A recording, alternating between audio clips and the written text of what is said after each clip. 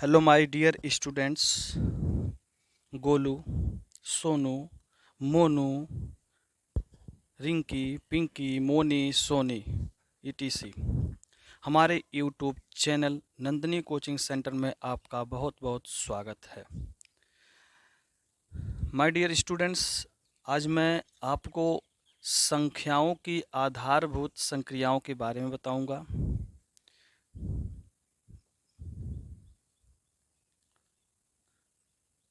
संख्याओं की आधारभूत संक्रियाएं।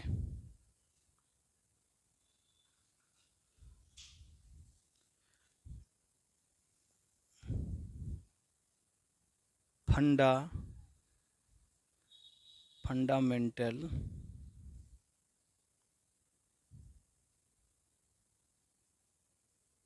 ऑपरेशंस ऑफ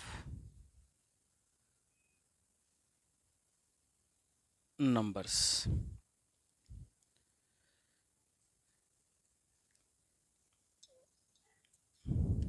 संख्याओं की आधारभूत संक्रियाओं में इस अध्याय के अंतर्गत संख्याओं पर आधारित संक्रियाओं तथा उनके अनुप्रयोगों के आधारित पर प्रश्न पूछे जाते हैं। तो सबसे पहले हम सीखेंगे संख्याओं का निर्माण।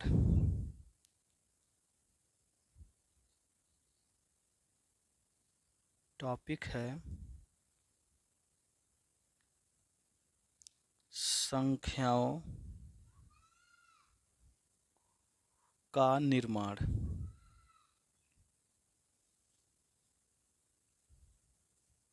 इसको बोलते हैं formation of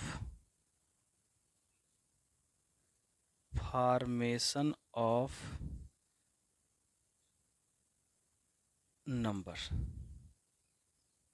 formation of numbers हो गया। तो इसमें जो फॉर्मेशन ऑफ नंबर होते हैं, संख्याओं का निर्माण है, इसमें हम लोग पढ़ेंगे दार्शनिक पद्धति। दार्शनिक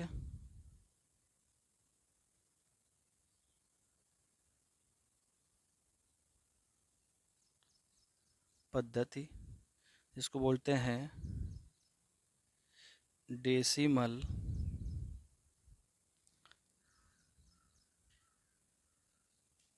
सिस्टम। तो हमारे दैनिक जीवन में संख्याओं का अत्यधिक महत्वपूर्ण होता है, और संख्याओं का अत्यधिक महत्वपूर्ण होने की वजह से हम उसे प्रत्यक्ष अथवा अप्रत्यक्ष किसी न किसी रूप में हम इनसे जुड़े होते हैं। एक होता है प्रत्यक्ष व अप्रत्यक्ष। किसी न किसी रूप में हम क्या लोग होते हैं, जुड़े रहते हैं। जैसे वस्तुओं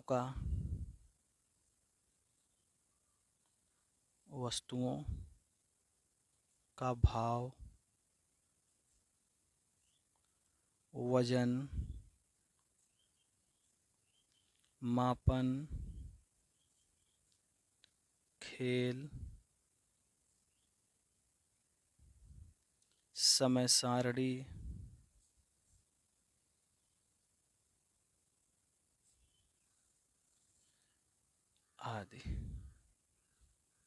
आदि सभी में संख्याओं का प्रयोग कहीं ना कहीं होता है। वस्तुओं का भाव पूछना है तब भी संख्याओं का प्रयोग होगा, वजन है तो भी संख्याओं का प्रयोग होगा, मापन है तो भी संख्याओं का प्रयोग होगा, खेल है तब भी संख्याओं का प्रयोग है, समय है तब भी संख्याओं का प्रयोग है, और सारणी है तब भी आपका क्या है, समय सारणी दिया है तब भी आपका क्या है, संख्याओं का प्रयोग होगा। इसी तरह बहुत सारे चीज़ जो हमारे यहाँ हैं, सब में कहीं ना कहीं देखा जाए एक नज़र से तो संख्याओं का ही प्रयोग होता है। तो वास्तव में संख्या क्या होती है, तो हम सबसे पहले संख्या के बारे में ही जानेंगे। तो किसी भी संख्या को लिखने के लिए हमें क्या करना पड़ता है कि 10 संकेतों या 10 अंकों का प्रयोग करना पड़ता है। किसी भी संख्या को लिखने के लिए संख्या को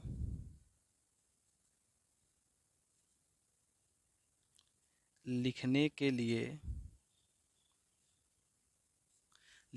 लिए 10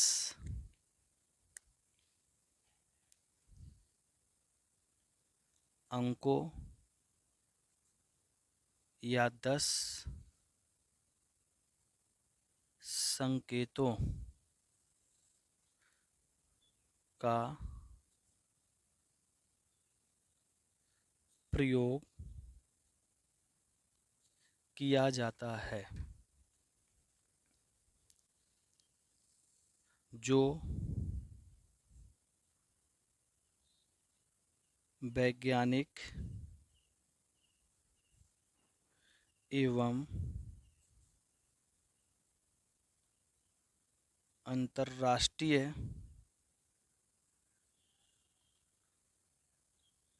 स्तर पर मान्य होता है।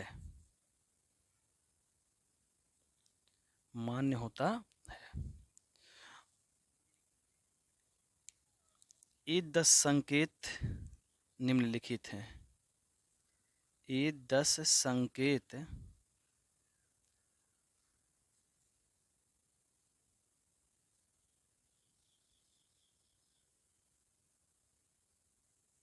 निम्नलिखित है। जैसे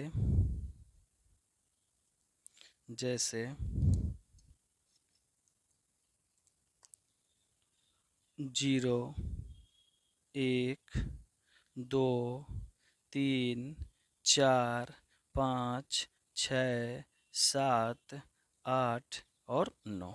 ये हमारे क्या हैं 10 संकेत हैं। इन्हीं 10 संकेतों की सहायता से हम लोग क्या करेंगे, संख्याओं का निर्माण करेंगे। तो ये जो 10 संख्या है इसी को हम बोलते हैं कि संख्याओं की जो प्रणालियाँ होती है, अंतर्राष्ट्रीय प्रणाली इसे मानकी है। इसी को हम बोलते हैं दार्शनिक प्रणाली। इसी को कौन सा प्रणाली बोलते हैं, दार्शनिक प्रणाली बोलते हैं। हम इसे क्या कहते हैं, दार्शनिक प्रणाली। दार्शनिक प्रणाली बोलेंगे, दार्शनिक प्रणाली हो गया। ठीक, अब हम चलते हैं दार्शनिक पद्धति की विशेषताओं पर। दार्शनिक पद्धति की विशेषताओं पर कि क्या होती इसकी विशेषता। दार्शनिक पद्धति की विशेषताएं। दार्शनिक पद्धति की क्या है, विशेषताएं हैं। इसकी पहली विशेषता है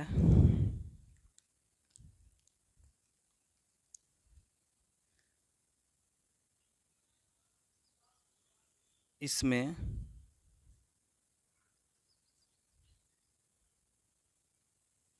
संख्याओं को लिखने के लिए 10 अंकों का प्रयोग होता है। 10 अंकों का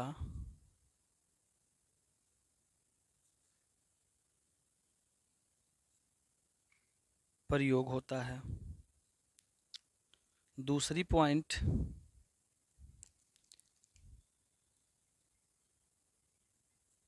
इसमें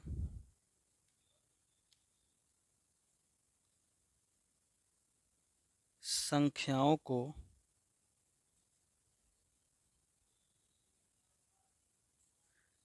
लिखने के लिए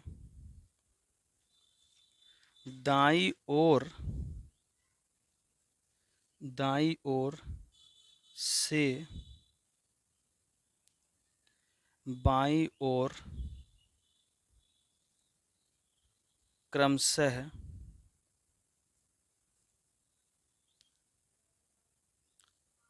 इकाई, दहाई, सैकड़ा, हजार, ETC हो गया। तीसरी विशेषता,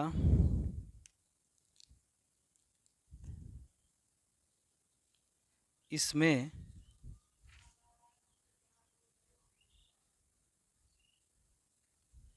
इकाई से बाईं ओर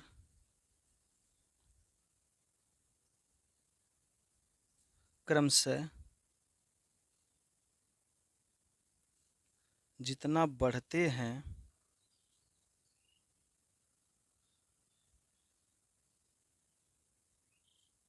उतनी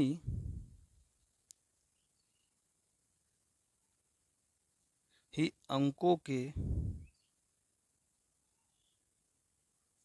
मान में 10 गुना वृद्धि होती जाती है,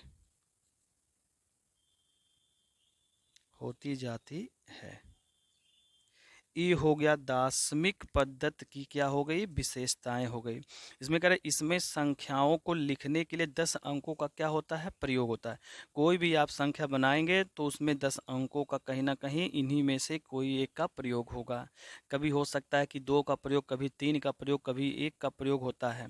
इसमें कह रहे इसमें संख्याओं को लिखने के लिए दाईं ओर से बाईं ओर क्रमशः इकाई, दहाई, सैकड़ा चलता है। जैसे इधर से लिखा है इकाई, दहाई, सैकड़ा चलता है।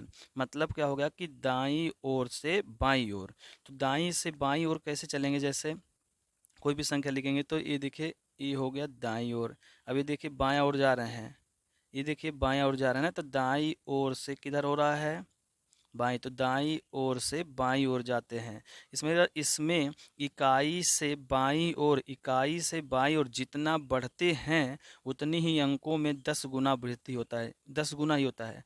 जैसे ये इकाई हो गया तो ये क्या हो गया, दहाई हो गया। फिर दहाई बाद क्या होता है, सैकड़ा होता है। जैसे यहाँ पर मान लीजिए 10 है तो यहाँ पर दहाई में क्या हो जाएगा, 10 दहाई में 100। फिर सैकड़ा में जाएंगे तो कितना हो जाएगा, 10,000 हो जाएगा। तो इस तरह से बढ़ गया, इसी प्रकार होता रहता है।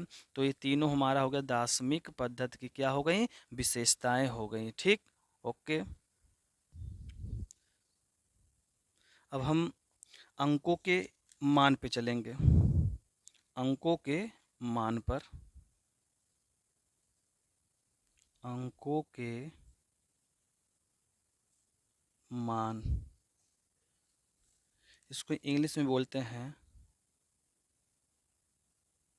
Value of digit.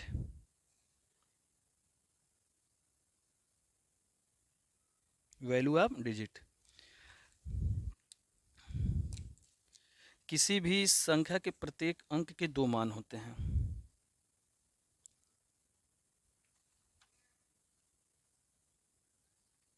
किसी भी संख्या के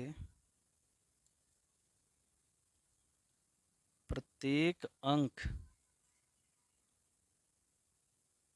के 2 मान होते हैं। 2 मान होते हैं। नंबर 1 होता है वास्तविक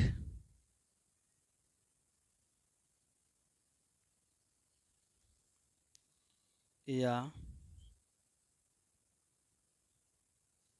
जातीय मान। दूसरा होता है स्थानीय मान। तो इसमें सबसे पहले हम अध्ययन करेंगे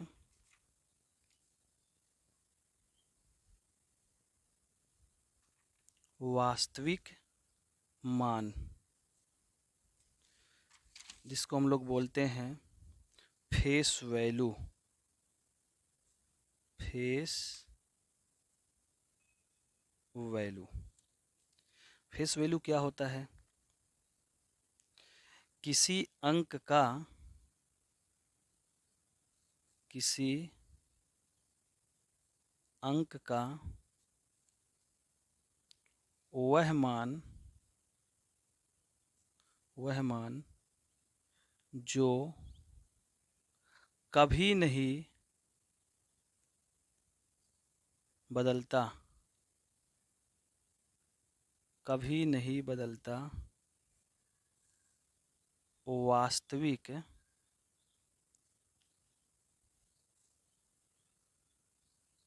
मान कहलाता है। क्या कहलाता है? वास्तविक मान कहलाता है।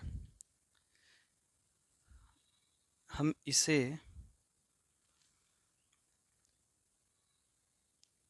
इसे जातीय मान या अंकित मान या शुद्ध मान भी कहते हैं। शुद्ध मान भी कहते हैं। इसे हम किस नाम से जानते हैं? जातीय मान से भी, अंकित मान से भी और शुद्ध मान से भी जानते हैं। तो मालूम होना चाहिए। अब जैसे हम एग्जाम्पल इसका देते हैं, जैसे इसका प्रश्न है संख्या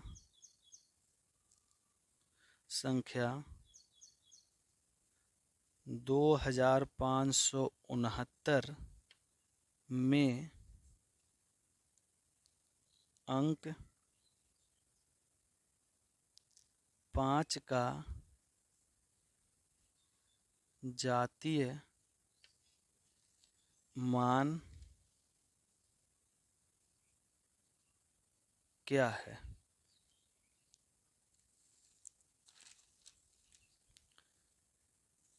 तो उत्तर इसका होगा, उत्तर क्या लिखा? किसी अंक का वह मान जो कभी नहीं बदलता है, वास्तविक मान। तो इसमें किसका पूछा? 2569 दिया, मतलब 2569 में अंक 5 का जाति मान। जब जब आपसे जाति मान पूछे तो जाति मान कह रहा क्या? नहीं बदलता है, तो नहीं बदलेगा। तो यहाँ पूछेगा 2569 में अंक 5 का जाति मान क्या है, तो आप आंसर लिखेंगे 5 होगा। क्या होगा? 5 होगा। अगर इसी में पूछ लेता 9 का क्या होगा, तो आप आंसर दे देते 9 का। आपसे पूछ लेता 2 का, तो आप आंसर क्या देते हैं? 2 ही देते हैं। समझ में आ गया ना? तो इस तरह से वास्तविक मान निकाला जाता है। ये बहुत बार यूपी टेट में भी पूछा गया है। यूपी टेट का क्वेश्चन है, और ये क्लास 9वीं के लिए भी है, 10वीं के लिए भी है, और विभिन्न प्रकार के कंपटीशन के लिए भी है। हम चलते हैं दूसरा टॉपिक लेकर। हमारा क्या है? स्थानीय मान है। स्थानीय मान, स्थानीय मान को हम बोलते हैं प्लेस वैल्यू बोलते हैं। प्लेस वैल्यू होता है। प्लेस वैल्यू का मतलब क्या होता है? किसी अंक का वह मान, किसी अंक का, किसी अंक का वह मान, वह मान जो उसके स्थान विशेष के कारण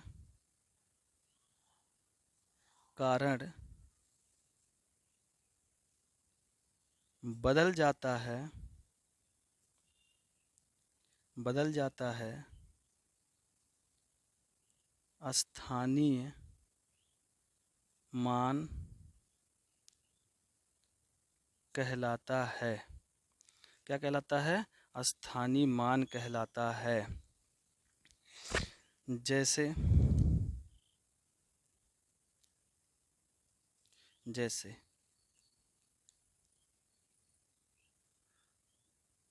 संख्या 4572 में अंक 5 व 7 का स्थानीय मान बताओ। क्या बताओ? स्थानीय मान बताओ। तो यहाँ पर आपसे तो फेस वैल्यू पूछा नहीं है, फेस वैल्यू पूछता तो 5 का 5 ही रहता, 7 है तो 7 ही रहता, लेकिन हमसे स्थानीय मान पूछा है। तो स्थानीय मान करा किसी अंक का वह मान जो उसके स्थान विशेष के कारण क्या होता है, बदल जाता है। इसके स्थान के कारण बदलता है। जैसे 5 है ना, तो सबसे आसान है, हम पहले जो देखेंगे अंक है तो पहले यहाँ पर ऐसे तीर लगा देंगे ए, इस तरह से, जिसका पूछेगा उसी का। अब यहाँ 7 है तो यहाँ पर 7 लिख दीजिएगा, यहाँ 5 है तो क्या लिख देंगे 5। अब यहाँ पर इंटू होता है ना, गुणे का चिन्ह। अब यहाँ पर हम देखेंगे 7 किस स्थान पर है, तो इकाई दहाई, तो दहाई का मतलब होता है 10। फिर यहाँ पर इकाई दहाई सैकड़ा, सैकड़ा मतलब कितना होता है 100। तो हम 7 में 10 का गुणा करेंगे तो हो जाएगा 70, और 5 में 100 का गुणा करेंगे तो हो जाएगा 500। इस तरह 5 और 7 का स्थानीय मान कितना होगा, 5 का स्थानीय मान हो गया 500, 7 का स्थानीय मान हो गया 70। आंसर हमारा क्या हो गया, आ गया। आई होप आपको यह वीडियो बहुत अच्छा लगा हो। तो हमारे चैनल को सब्सक्राइब करें, लाइक करें, कमेंट करें, शेयर करें, ताकि आपको समय से नोटिफिकेशन मिलता जाए। जय हिंद, जय भारत।